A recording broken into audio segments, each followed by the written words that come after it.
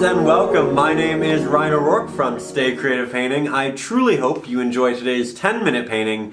This new series essentially illustrates my attempts at creating a painting in a very short period of time. Sometimes I succeed, sometimes I do not, but that's what keeps it interesting and fun, so stick around and enjoy the tips and tricks. Of course, if you have any questions or inquiries regarding today's lesson, please leave me a comment in the comment section down below. I'm always here and happy to help. Speaking of help, if you'd like assistance with the drawing process, I do offer the traceable along with the extended version of this 10-minute painting lesson up over on Patreon, where you can find a back catalog of over 50 exclusive hour-long lessons and their traceables as well. Up over on Patreon, we also have a private Facebook group where we all kind of share our work, help each other out. It's a great place for artists to kind of keep each other engaged and make sure that we're consistently creating together. It's also a great way to share your work with me. On top of that, over at the Alpine level of Patreon, I've also just added all 5 of my ebooks, including Acrylics for Beginners, which essentially is the essentials, everything you need to know about acrylic painting before you jump into your first acrylic painting.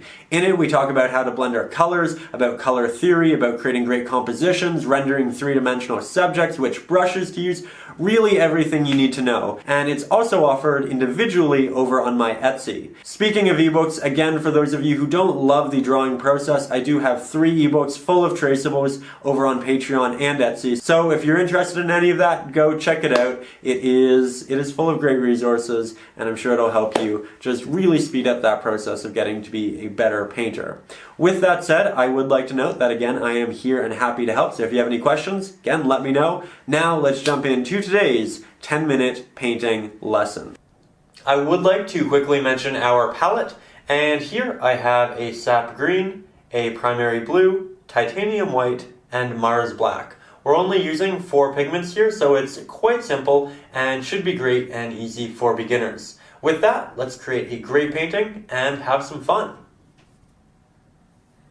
I'd like to begin here today by taking my larger flat-headed brush, making sure the tip is nice and damp.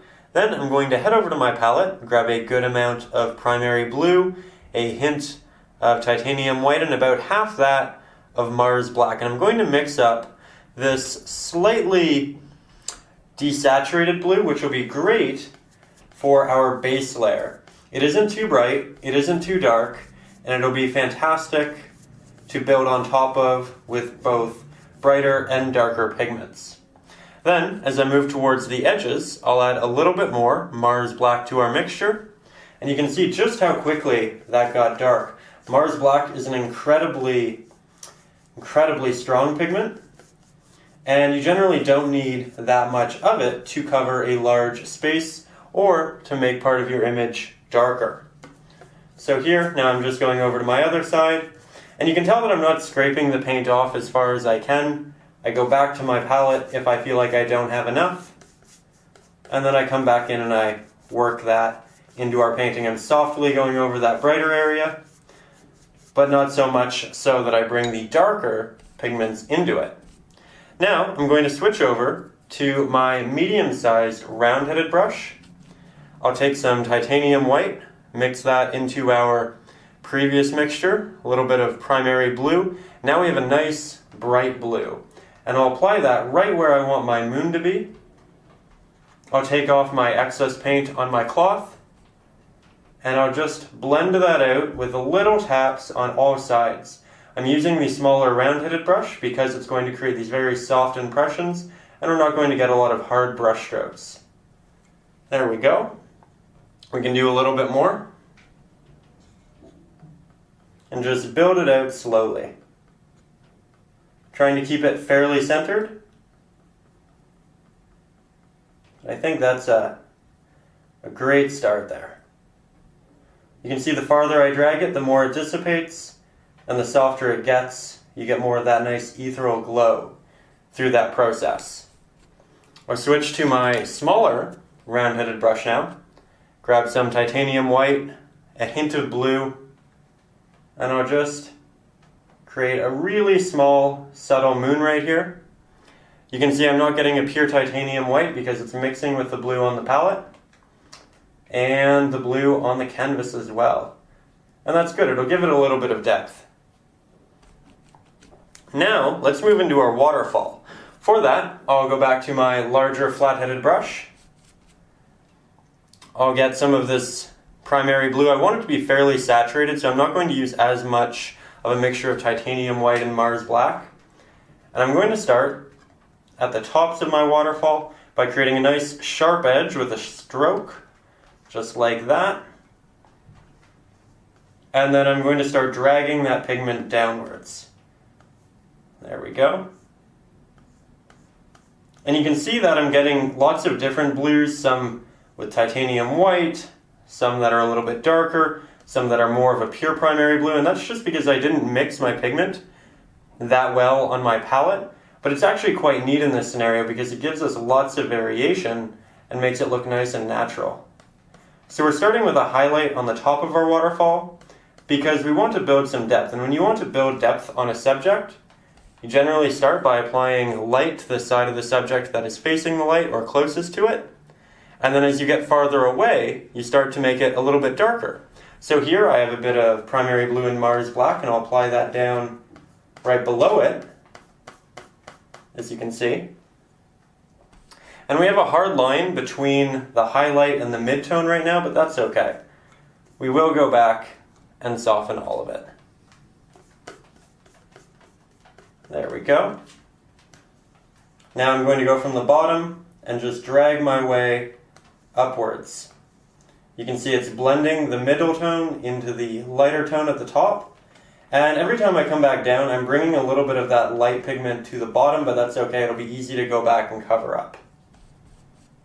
Get some more primary blue, a little bit more Mars black. Mix that on our palette there. Go down to the bottom. Fix all of those little bright areas. And as I bring my brush up, I start with a lot of pressure to apply a lot of paint, and then as I get up to the top, I relieve pressure, and that gives me a softer application and more of a subtle blend. So that's a good first layer for our waterfall. The light's coming from behind, it's illuminating the top as we get to the middle area, we're getting farther away from the light, and then the bottom area is quite far. Now we will be coming back to this, but I want it to dry a little bit before I do because I want to add more highlight and I don't want it to get diluted by the darker pigments. In the meantime, I'll take my medium-sized flat-headed brush, get some more medium-valued blue, so not too dark, not too light, right in the middle, kind of like what we had in our sky, and I'll create this little, or I suppose big, river that's coming out from the base of the waterfall. Now in reality this would probably be a bit bigger because the waterfall is so large, but I'm going to take some artistic liberties for the sake of the aesthetic of the painting, making it look as pretty as we possibly can make it.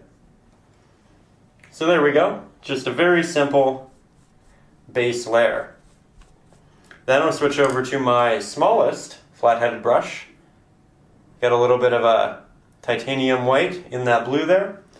I'll find the center of the moon and then I'll come down and just with these little taps back and forth, I'll create this highlight in the middle, as you can see.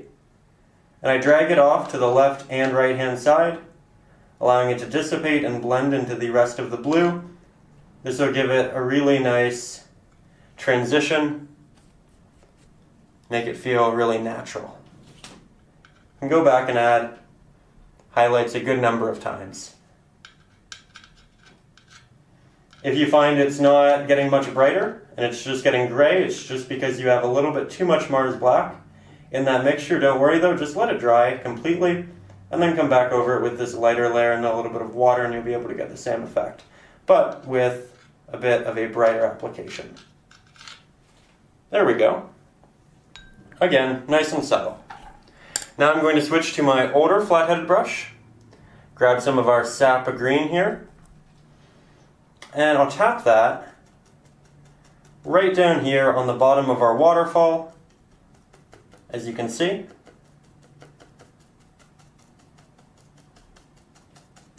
And I'm using this older brush because there's so many little bristles that stand out in varying directions, so when I make a tap with it, I get all these different applications.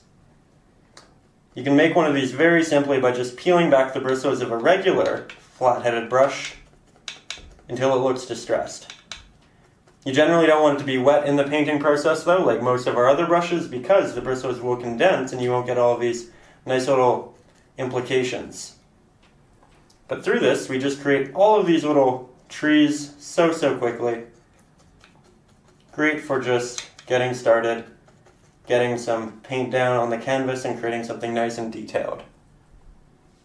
Speaking of detailed, I'm going to apply a bit more of the pigment in the foreground, because in the foreground generally you see more detail, and in the background it's more implications. So I'm trying to create slightly larger applications here. I'm not covering the entirety of the area, I still want the black showing through a little bit. That way we have some contrast and it looks like the light's hitting the tops of these trees and revealing that beautiful green, and then in the shadows it's darker. I might also blend a little bit of the background greens. That way, again, they don't look as detailed as the ones in the foreground. You can also take a hint of titanium white to brighten up a little bit of them as well, and just throw that on there. Now it looks like it has some really nice moonlight coming down. Just like that. Now I'm going to switch back to the larger flat-headed brush. Make sure it's nice and damp. I'll get some of my titanium white.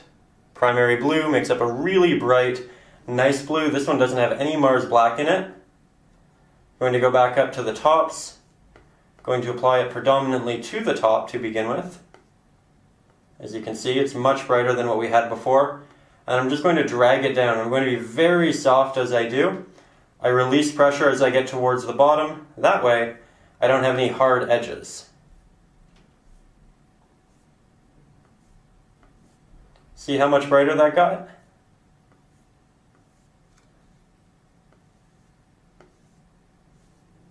Beautiful. Still have some of that dark area showing through, which gives it some depth, and it's still darker at the bottom, which it needs to be.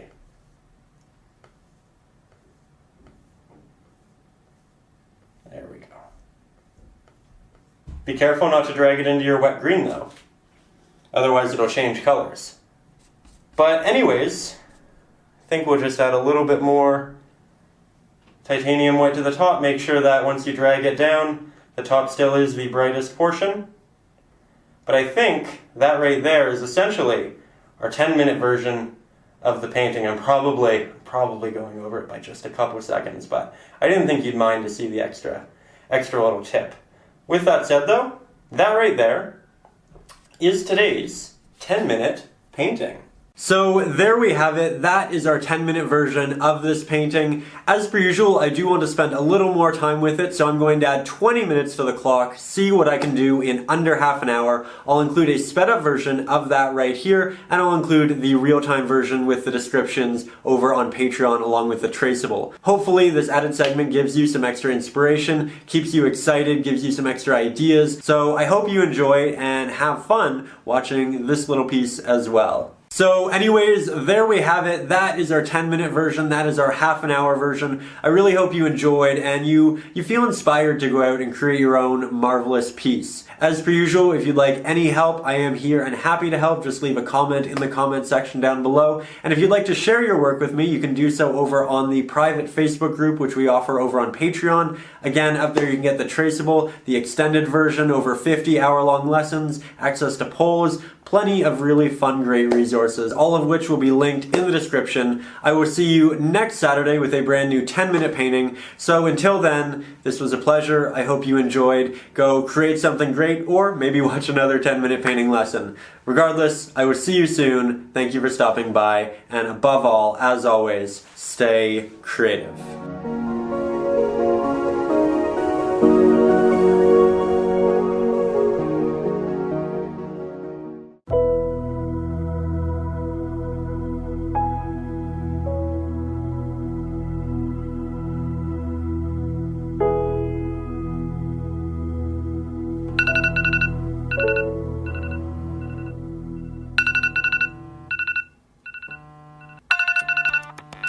sweet nippers. Breakfast time. Mommy, Daddy, are you awake yet? Hello? I need sustenance for my glorious vessel. Mommy!